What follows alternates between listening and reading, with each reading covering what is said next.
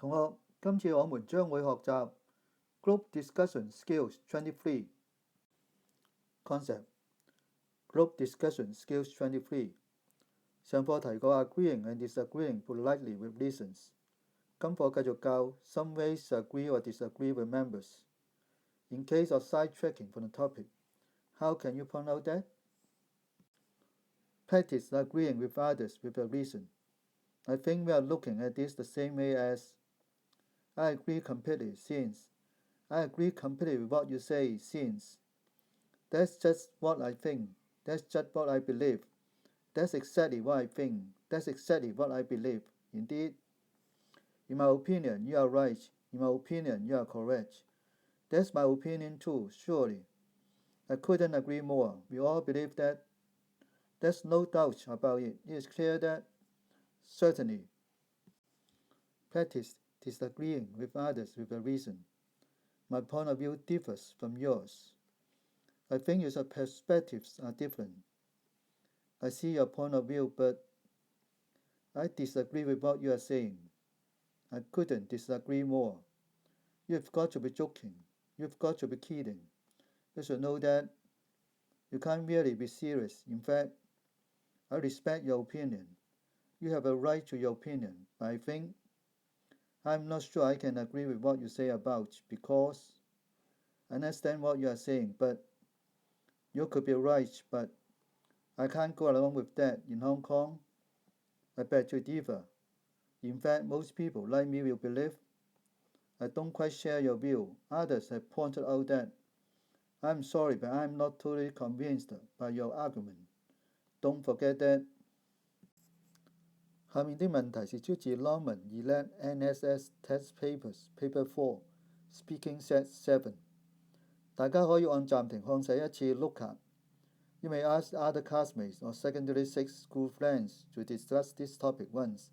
Ask your teacher to give you some comments. The article below appeared in yesterday's newspaper.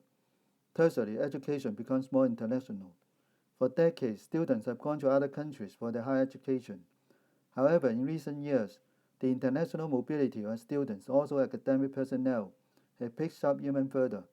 Together with a growing understanding of the importance of globalization, this has led many universities to take steps to enhance the international content of their courses, including the requirement that students learn foreign languages so that they are well equipped to work in a global economy. Is this growing internationalization of tertiary education a good thing? One criticism is that international student mobility leads to a brain drain for the sending country and a brain drain for the receiving country. The counter-argument to this is that the majority of students who study overseas will eventually return to their home country, bringing with them their invaluable experience and expertise. Then, of course, there are the individual benefits of studying international courses with a broad mix of students from different backgrounds, although these benefits may come at the price of increased competition for university places. For now, the debate rages on, but one thing is for sure. Universities in the future are likely to become even more international. Your group wants to prepare a presentation on the internationalization of tertiary education for school assembly.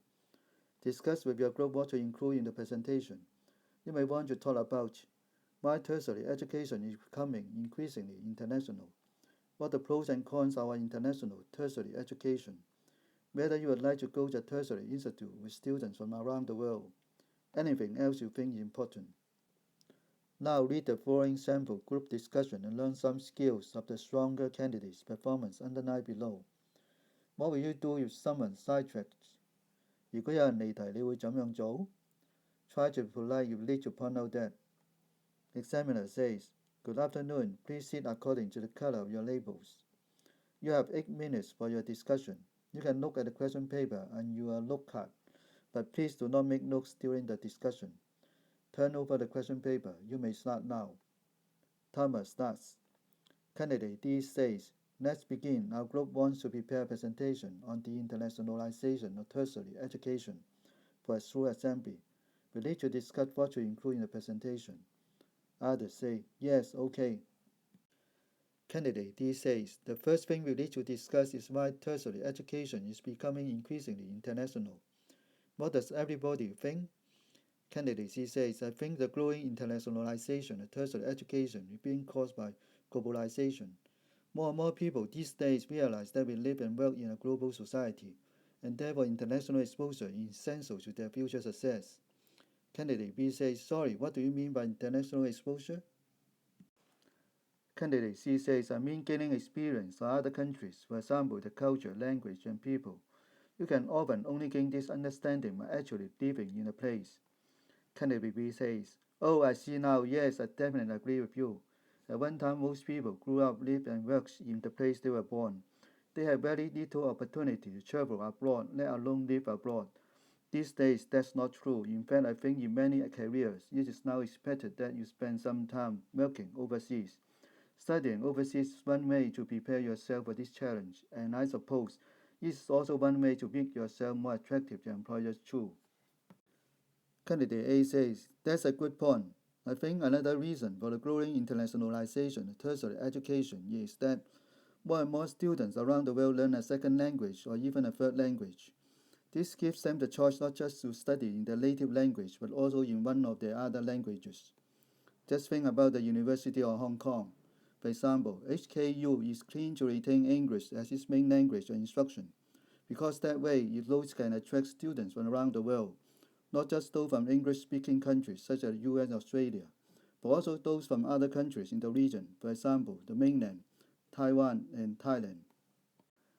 Candidate C says, those are three good reasons. Does anyone else have any other suggestions why tertiary education is becoming increasingly international? Candidate D says, I think it may be because international travel is so convenient and cheap these days. Candidate A says, yes, that's true. People think nothing of hopping on plane these days, do they? And I suppose international travel is cheap now compared with the past. In the old days, it could take months to get to the UK by boat. Now you can get there in a matter of hours. Candidate C says, yes, you are right. Okay, now we have 4 good reasons that we can use in our presentation. Shall we move on to discuss the next one? Others say, yes, okay. Candidate A says, the second thing we need to discuss is what the pros and cons of international tertiary education are. Let's start by talking about the advantages first. Candidate C says, sure, in my opinion, one advantage is that, as mentioned before, it gives students the opportunity to broaden their experience. For example, to learn about what's like to live in another part of the world. Candidate A says, I think the opportunity to mix and learn with a variety of people from different backgrounds is also very important. It's a great opportunity to make friends with people from all over the world. It must be incredible to meet people from different places who can expose your unusual essence, ideas, and information. And imagine all the places you could go to if you visited each other. Candidate B says, that's true. I think there are some definite disadvantages, though. One issue I worry about is that you may need to bring drink. Candidate A says, sorry, but I don't understand what you mean. Candidate B says a being drink is when almost talented individuals in a society live. Candidate A says, oh, I see what you mean. You worry that if people go overseas to study, then they won't come back, and their talents, expertise will be lost forever. That could be quite a problem for Hong Kong, which only has a small population anyway. Candidate D says, I don't think it's a big problem actually. There's nothing to suggest that Hong Kong and other places will lose out as a result of the internationalization education. Surely what will happen is that some people will leave, but some people will come to study and stay. Others may just study overseas, then return to Hong Kong with their new expertise. So Hong Kong will actually gain, as it says in the article. In this way, all we see is a mixing effect rather than net loss. I think that's healthy and actually very beneficial for society. Candidate B says, I'm still not so sure. I think it's important that we mention it as one potential disadvantage. If we do actually lose too many skilled people, it could have disastrous long-term effects. Candidate D says, okay, that makes sense. Candidate C says, can anyone think of any other disadvantages? Candidate A says, yes, I can. I think one disadvantage is that it increases competition for university places. As we all know, in Hong Kong, it's already hard enough to find a place in tertiary education. If local students have to compete with students from all over the world, we realistically stand a chance of getting a place? I am not sure. I think it's actually quite unfair. Candidate C says, we could always go overseas to study. Candidate D says, in theory, yes. However, in practice, I wonder how many people in Hong Kong can actually afford it. Candidate B says, that's a good point. I don't think I could afford it. Or rather, I don't think my parents could afford it. It's not just the tuition fees, it's also the other costs associated with living overseas. You know, the cost of accommodation and cost of food and travel, etc. Candidate C says, yes, my cousin is studying in Australia at the moment. Every time he sees my uncle, he complains that Jason, that's my cousin, is bankrupting him. Candidate A says, excuse me, but let's not get off the topic. Candidate D says, actually, I think we've pretty much covered that point. Let's move on, shall we? The next point we'll need to discuss is whether we'd like to go to a tertiary institute with students from around the world. I suppose that means either in Hong Kong or somewhere else. Candidate B says, I'm not sure I would. I think I might be a bit worried about communication. Candidate C says, me too. It wouldn't just be language. I think I would also be worried that I wouldn't know what to say to someone who came from another part of the world. They probably wouldn't know anything about Hong Kong. What will we talk about? Candidate A says there will be lots of things to talk about. That's what I think would be so great about attending a tertiary institute with people from around the world. I think it could make studying so much more interesting. Candidate D says, yes, I agree with you. Actually, I would love to know what it's like to live in other parts of the world too. What the food's like, what people like to do in their free time, what kind of music they listen to. Candidate B says, I suppose you are right. Candidate C says, I think we've covered everything. Then, does anyone have anything else to add? Candidate A says, I think it might be a good idea to include some facts and figures in our presentation. Candidate C says, do you mean something like which tertiary institutes around the world are most popular with Hong Kong students? Candidate A says, yes, exactly, and perhaps also something about the tertiary institute here in Hong Kong. For example, what proportion of students in different subjects are overseas students, and so on. I am sure some of our tertiary institutes are more popular with overseas students than others. Candidate B says, that's a great idea. I think people will be interested in that. Shall we also design a questionnaire for students to fill in, asking for their opinions about the internationalization of education? I think the results might be quite interesting. I don't mind drafting a questionnaire.